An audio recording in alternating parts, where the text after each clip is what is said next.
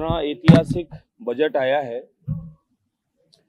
और पिछला बजट भी ऐतिहासिक था और इस बार भी बजट ऐतिहासिक आया। राजस्थान की देवतुल्य जनता की सेवा का ये शुभ अवसर मिला है।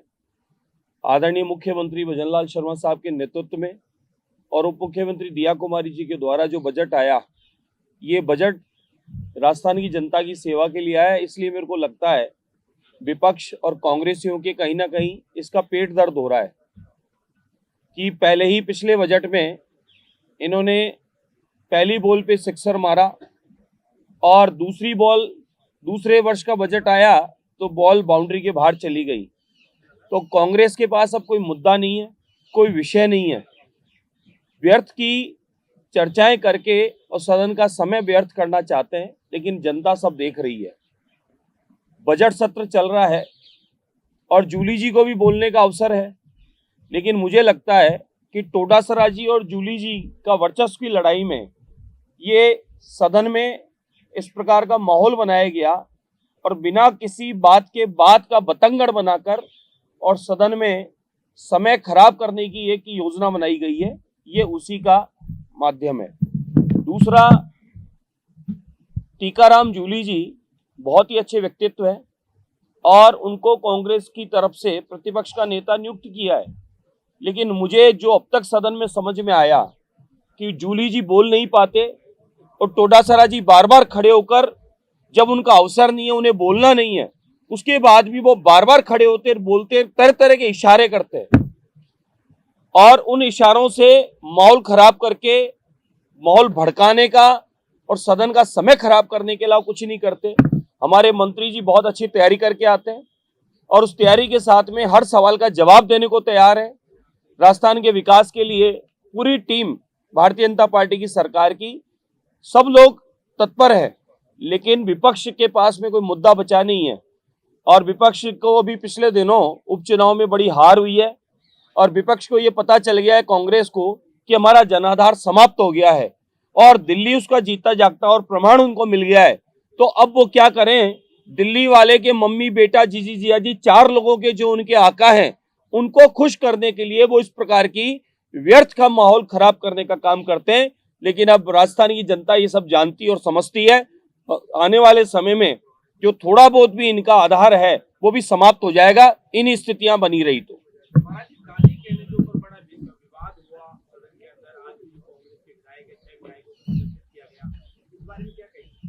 देखिए, सभापति हो या सीट पर जो विराजमान हैं हमारे स्पीकर महोदय हो, वो सबके लिए सम्माननीय होते हैं। हम सब उनका सम्मान करते हैं, वो हमें जो आदेश देते हैं हम उसका पालन करते हैं। लेकिन आप सारी जितनी भी रिकॉर्डिंग उठाकर देख लें, ये कोई तरीका हुआ? आप लोग भी इस बात का फैसला करें। आप लोग देखें कि आप लोग अपनी चेयर से उठकर जाते हैं और स्पीकर साहब की आप चेयर तक ऊपर चढ़ने का प्रयास करते हैं, हाथ आगे बढ़ाकर हाथापाई का प्रयास करते हैं। ये ऐसे तो स्कूल के बच्चे भी नहीं करते। इस प्रकार की हुड़दंगबाजी करना, आप स्पीकर महोदय का अपमान कर रहे हैं, उस सीट का अपमान कर रहे हैं, सदन का अपमान कर रहे हैं। ये कोई तरीका हुआ? बल्कि आपको इतनी गलती के बाद भी सरकार की ओर से, पक्ष की ओर से वार्तालाप का बार बार मौका दिया। हमारे मंत्री लोग आपके संपर्क में हैं, करना चाह रहे हैं, लेकिन अब आप लोग क्या है कि अपनी गलती को छुपाने के लिए इस प्रकार की और हरकत कर रहे हैं। और दादी कहना क्या बुराई है? दादी नहीं है क्या? बुजुर्गों को दादा कहा जाता है। बुजुर्गों को माताजी, बाबूजी, जो कुछ भी हमारी परंपरा, भारतीय परंपरा, हम लोग कहा करते हैं। तो इसमें क्या आपत्ति है? आप कह दो दादी नहीं है हमारी, हम दादी नहीं मानते, तो क्या आप इंदिरा गांधी जी का आप मान सम्मान नहीं करते? हमने कोई अपमान थोड़े ही किया, हमने सम्मान दिया दादी का। दादी का सम्मान बहुत बड़ा सम्मान है। जब नेहरू जी को चाचा कह सकते हो, महात्मा गांधी जी को बापू कह सकते हो, तो इंदिरा गांधी जी को दादी कहने में क्या बुराई है? या तो आप कह दो कि हमारा अपमान हुआ है, हमें बहुत बुरा लगा, इंदिरा गांधी को दादी क्यों बोला। तो दादी नहीं बोला तो ठीक है, अब दादी नहीं पसंद है आपको तो आगे से दादी नहीं बोलेंगे, सीधा इंदिरा गांधी जी बोलेंगे।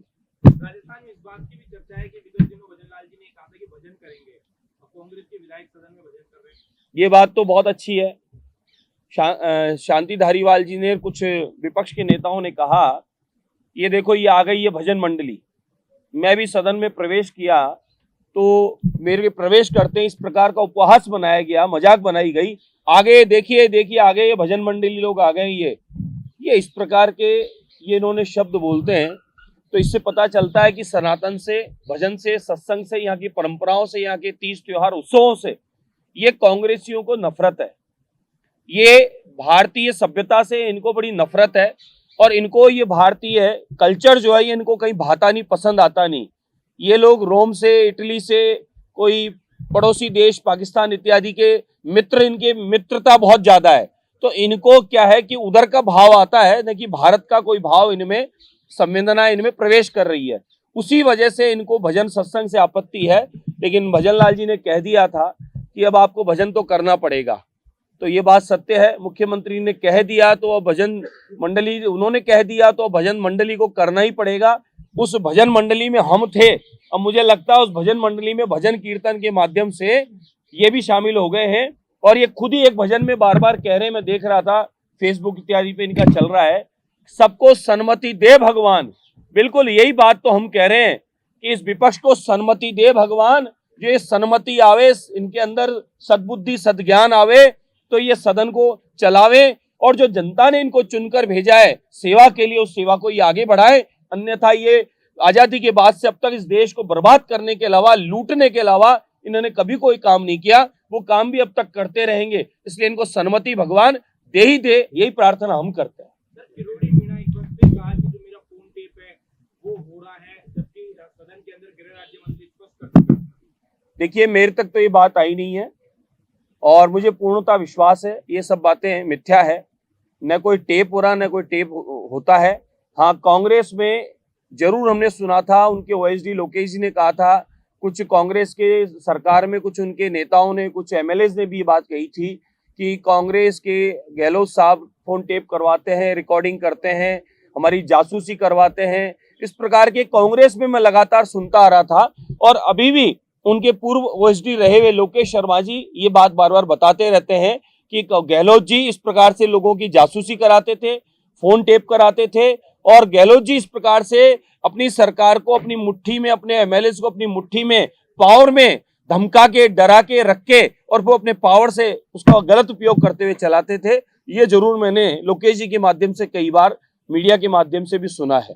सबसे पहले तो ये बताना चाहूंगा कि उस दिन की जो घटना थी, उस घटना में विपक्ष ने जो व्यवहार किया वही गलत था। जिस तरह से माननीय मंत्री जी ने कोई शब्द दादी के नाम से पुकारा, तो दादा और दादी ये कोई गलत शब्द नहीं है। अपने घर में भी अपने बुजुर्गों को दादा दादी के नाम से पुकारते हैं, उनका सम्मान करते हैं। तो अपने से वो बुजुर्ग या सीनियर होते हैं तो उनको दादा दादी के नाम से पुकारे तो ये गलत नहीं है। दूसरी बात यह है कि उस घटना के बाद में विपक्ष का जो व्यवहार था वो व्यवहार भी बिल्कुल गलत था। जिस तरह से उन्होंने विधानसभा की अध्यक्ष के ऊपर टेबल पर जाकर के जिस तरह से हमलावर रूप में वहाँ व्यवहार किया, वो राजस्थान विधानसभा में आज तक नहीं हुआ और निश्चित रूप से उससे विधानसभा अध्यक्ष भी आहत हुए और आहत होकर के उन्होंने ये जो निर्णय लिया, तो निश्चित रूप से ऐसा विधानसभा में नहीं होना चाहिए। भाई आपको कोई आपत्ति थी तो वह आपत्ति दर्ज कराते हैं, वह विरोध प्रकट करते हैं, लेकिन विधानसभा की अध्यक्ष के चैम्बर पर टेबल पर जाकर के जिस तरह से हमला और रुख अपना करके उन्होंने जो किया वो बहुत ही गलत था।